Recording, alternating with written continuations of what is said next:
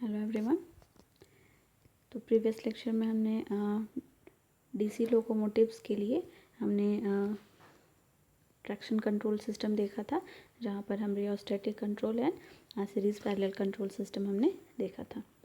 तो next DC locomotives के लिए एक और पार्ट है, दैट इज़ चॉपर कंट्रोल। ठीक है, चॉपर कंट्रोल मेथड। तो इसमें जनरली जो स्पीड को कंट्रोल करने के लिए, ठीक है, यूज़ किया जाता है डीसी सिस्टम में, दैट इज़ डीसी चॉपर। तो डीसी चॉपर एक्चुअली में एक पावर इलेक्ट्रॉनिक्स डिवाइस होता है, जहाँ पर हम डायोड्स या फिर थायरिस्टर का यूज़ करके इसको हम डिज़ाइन कर सकते हैं। तो डीसी चॉपर अगर यहाँ पर हम देखें तो ये एक स्टैटिक डिवाइस होता है जो कि फिक्स डीसी इनपुट वोल्टेज को ये वेरिएबल डीसी में कन्वर्ट करता है। तो अब अगर हम फिक्स डीसी समझे तो डायरेक्ट करंट या डीसी जो भी सप्लाई होता है ये बिल्कुल इस तरीके का कांस्टेंट वैल्यू होता है, कांस्टेंट सप्लाई या वोल्टेज होता है। ठीक है, तो इसी कांस्टेंट वैल्यू को हमें वेरिएबल डीसी में ही कन्वर्ट करना है। तो इसके लिए हम लोग डीसी चॉपर का यूज़ करते हैं। ठीक है, तो यहाँ पर अगर हमारे पास एक चॉपर है, ठीक है, तो यहाँ पर हमने इनपुट दिया है। ठीक है, ये डायरेक्ट करंट सप्लाई इस तरीके का होगा, डीसी वोल्टेज ये कांस्टेंट वैल्यू यहाँ पर हम इनपुट देंगे इस चॉपर में। तो ये चॉपर हमें जो आउटपुट देगा ये एक्चुअल में इस तरीके का कुछ वेरिएशंस हमें देगा, जिसमें जो मैक्सिमम वैल्यू होगा वो, ठीक है, कांस्टेंट होगा, बट जो टाइम इंस्टेंट होगा, ठीक है, एक पर्टिकुलर टाइम इंस्टेंट पे ही हमें ये वैल्यूज़ मिलेंगे। एंड कुछ पर्टिकुलर टाइम पीरियड पे, लाइक यहाँ पर अगर हम देखें तो इस जगह पर हमें कोई भी मैग्नीट्यूड नहीं मिल रहा है, ज़ीरो मैग्नीट्यूड है। ठीक है, लेकिन इस टाइम पीरियड पे हमें कुछ मैग्नीट्यूड मिल रहा है। तो यहाँ पर मैग्नीट्यूड जो है वो कांस्टेंट है, बट टाइम इंस्टेंट ये डिस्क्रीट टाइम पीरियड पे मिल रहा है। तो इस तरीके का जो वेरिएशन या कन्वर्जन होता है ये चॉपर के हेल्प से हम कर सकते हैं। दैट मीन्स कि चॉपर का जो एक फंक्शन होता है ये फिक्स डीसी इनपुट वोल्टेज को ये वेरिएबल डीसी में कन्वर्ट करता है। ठीक है, तो हमें कुछ इस तरीके का ये वेवफॉर्म, आउटपुट वेवफॉर्म मिलेगा, जिसे हम वेरिएबल डीसी कहते हैं। ठीक है, यहाँ पर मैग्नीट्यूड सभी का कांस्टेंट है, बट जो टाइम पीरियड है ये आपको डिस्क्रीट टाइम पे कुछ मैग्नीट्यूड मिलेगा। तो इस वजह से ये वेरिएबल डीसी के फॉर्म में इस तरीके से कन्वर्ट हो जाता है। तो अब इस तरीके का हम जब चॉपर यूज़ करेंगे तो चॉपर का यूज़ करके हमें जो आउटपुट वोल्टेज मिलेगा वेरिएबल आउटपुट मिलेगा।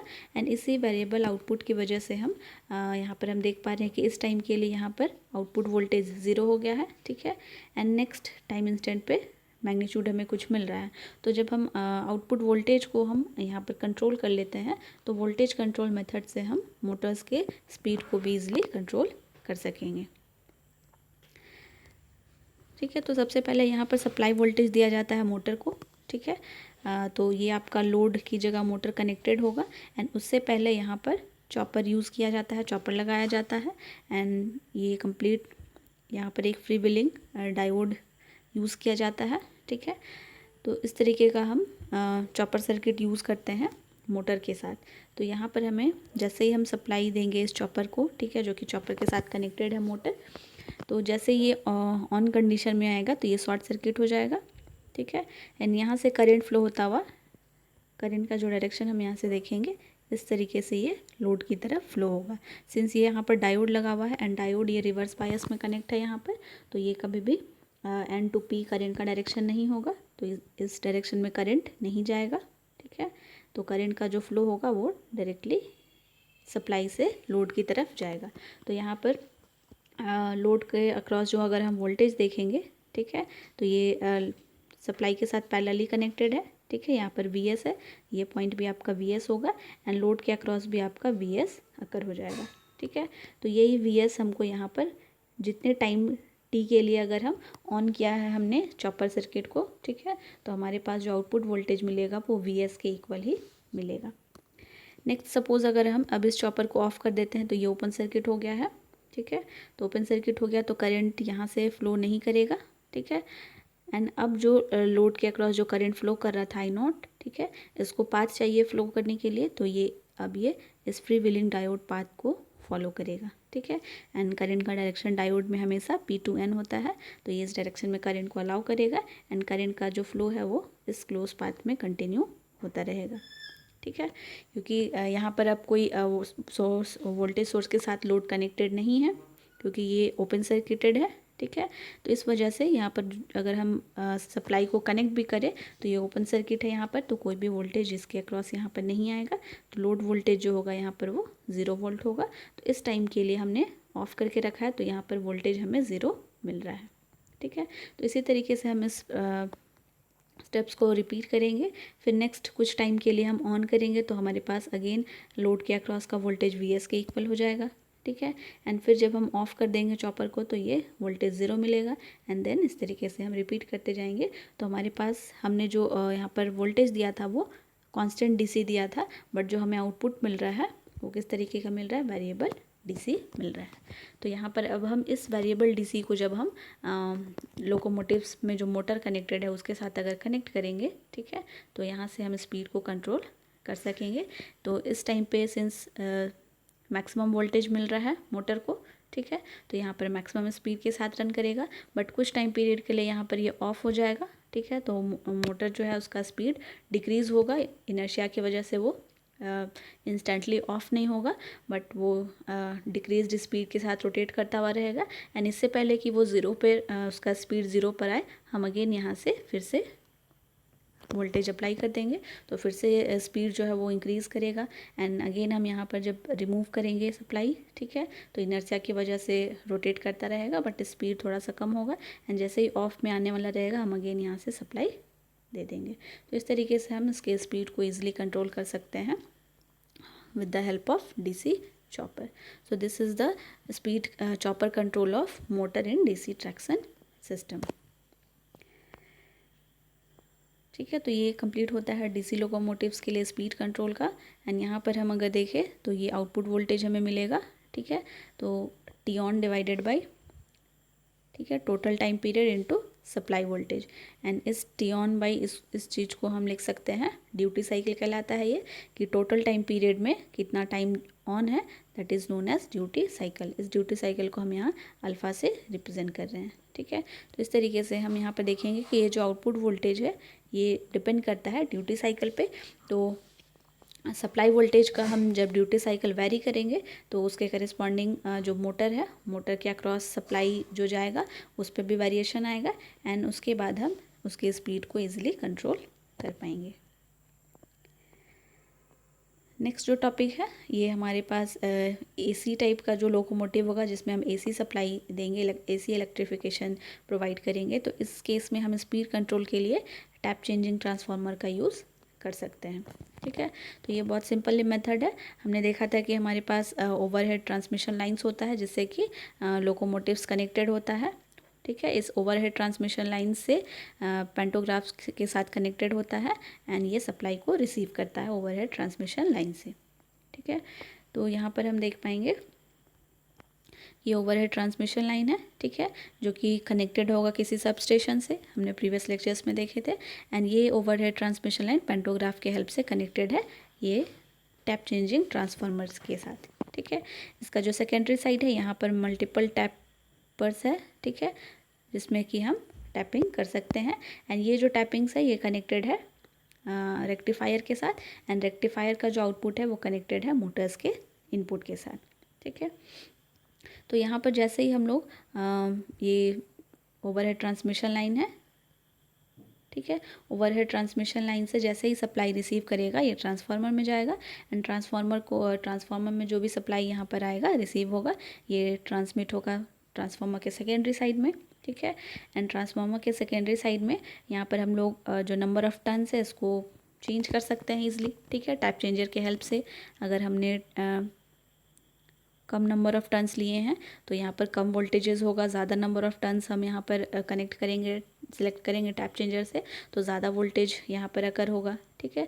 तो टैप चेंजर जितना जो नंबर ऑफ़ टर्न्स हम जितना ज़्यादा यहाँ पर यूज़ करेंगे तो सेकेंडरी पे जो अवेलेबल वोल्टेज होगा वो उतना ही ज़्यादा होगा। एंड वही यहाँ पर रेक्टिफायर के इनपुट में उतना ही ज़्यादा वोल्टेज अप्लाई होगा, ठीक है। अब ये जो रेक्टिफायर है ये ट्रांसफार्मर के टैप चेंजर से रिसीव करेगा सप्लाई एंड रेक्टिफायर AC को DC में कन्वर्ट कर लेगा, ठीक है। तो ये रेक्टिफायर DC सप्लाई में कन्वर्ट करेगा एंड ये DC ये प्रोवाइड करेगा DC मोटर्स को। एंड DC मोटर्स ऑपरेशन में आएगा एंड ये कंप्लीट जो भी लोकोमोटिव्स होगा या ट्रैक्शन सिस्टम है उसको ये सप्लाई प्रोवाइड करेगा। सॉरी, इसका ऑपरेशन मोटर्स के हेल्प से कंटिन्यू होगा। तो this is the speed control by tap changing transformer. तो हम लोग यहाँ पर नंबर ऑफ़ टर्न्स जैसे जैसे इंक्रीज़ करते जाएंगे, यहाँ पर ये मैक्सिमम नंबर ऑफ़ टर्न्स के साथ अगर हम कनेक्ट कर देते हैं टैप चेंजर को, तो ये रेक्टिफायर के पास उतना ही ज़्यादा वोल्टेज होगा एंड ये उतना ही ज़्यादा आउटपुट प्रोवाइड करेगा एंड ये उतना ही ज़्यादा वोल्टेज डीसी मोटर्स को देगा एंड इसका जो स्पीड है उतना ही मैक्सिमम होगा। ठीक है, एंड अगर हम यहाँ पर नंबर ऑफ़ टर्न्स डिक्रीज़ कर देते हैं, ठीक है, तो यहाँ पे कम वोल्टेज जाएगा रेक्टिफायर के पास एंड ये रेक्टिफायर कम वोल्टेज आउटपुट प्रोवाइड करेगा एंड ये डीसी मोटर को भी उतना ही लो वोल्टेज देगा, तो यहाँ पे स्पीड भी ये डिक्रीज़ हो जाएगा। So this is the simple method of speed control by tap changing transformer. And और एक मेथड है हमारे पास एसी लोकोमोटिव्स के लिए, दैट इज़ PWM कंट्रोल। ठीक है, तो ये इंडक्शन मोटर्स के लिए जनरली यूज़ किया जाता है ये PWM मेथड, इसे हम पल्स विड्थ मॉड्यूलेशन टेक्निक भी कहते हैं। तो पल्स विड्थ मॉड्यूलेशन अगर हम समझे, ठीक है, तो एक्चुअली यहाँ पर एक DC वोल्टेज हम एज अ इनपुट लेते हैं जो कि इन्वर्टर को अप्लाई किया जाता है एंड इन्वर्टर का हम फंक्शन जानते हैं कि ये DC को AC में कन्वर्ट करता है। ठीक है, एंड जो इंडक्शन मोटर है वो AC में ही ऑपरेट होता है।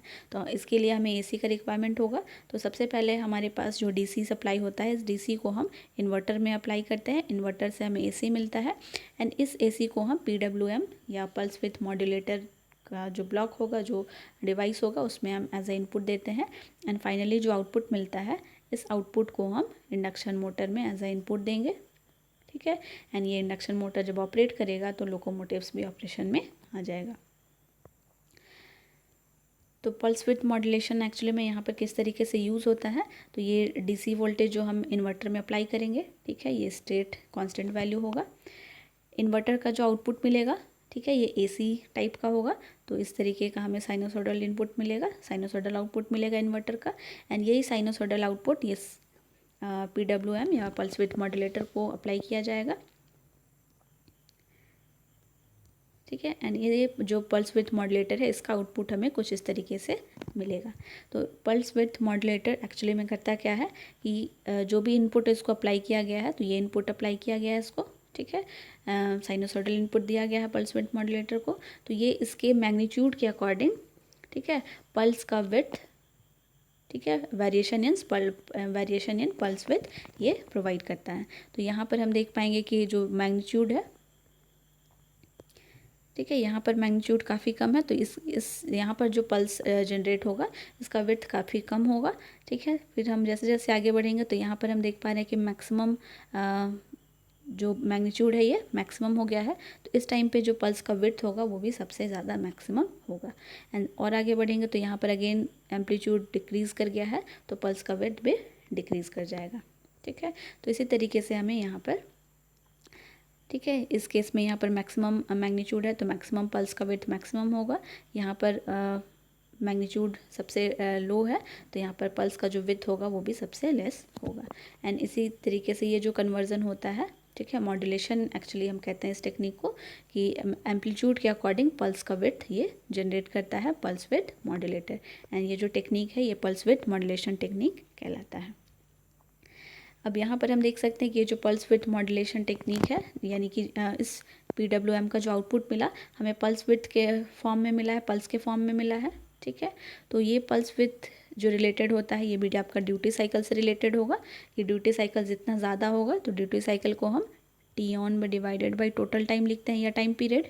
ठीक है, तो टोटल टाइम पीरियड में से कितने टाइम ये ऑन है, ठीक है, ये this is known as duty cycle. तो जितना T ऑन टाइम जितना ज़्यादा होगा ड्यूटी साइकिल उतना ज़्यादा होगा एंड ड्यूटी साइकिल पे डिपेंड करता है ये पल्स का विड्थ। ठीक है, तो ड्यूटी साइकिल जितना ज़्यादा होगा, ठीक है, ये ज़्यादा होगा तो पल्स का जो विड्थ होगा वो भी ज़्यादा होगा एंड पल्स विड्थ ज़्यादा होने की वजह से जो आउटपुट वोल्टेज होगा या फिर जो इनपुट वोल्टेज जो मोटर के पल्स विड्थ मॉड्यूलेटर का आउटपुट वोल्टेज के हैं या फिर मोटर के अक्रॉस का इनपुट वोल्टेज के हैं, तो इसका वैल्यू भी उतना ही ज़्यादा होगा। ठीक है, तो जब वोल्टेज ज़्यादा होगा तो मोटर का जो स्पीड होगा वो भी इंक्रीज़ कर जाएगा। ठीक है।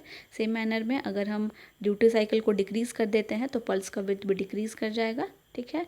एंड इसके वजह से जो मोटर में इनपुट जाएगा वो भी डिक्रीज़ करेगा एंड इसके करिस्पॉन्डिंग, ठीक है, as a result speed of the motor will also decreases. तो इस तरीके से हम पल्स विड्थ टेक्निक का यूज़ करके, ये हमारे लिए काफ़ी चीप मेथड होता है एंड इजी मेथड होता है, जिसके हेल्प से हम एसी मोटर्स को या एसी लोकोमोटिव्स को के स्पीड को हम इजीली कंट्रोल कर पाते हैं। तो यहाँ पर आपको सर्किट दिया हुआ है, पल्स विड्थ मॉड्यूलेशन, ठीक है, इंडक्शन मोटर के साथ किस तरीके से कनेक्टेड होता है। Okay, that's all about the speed control of DC locomotives as well as AC locomotives. That's all. Thank you everyone.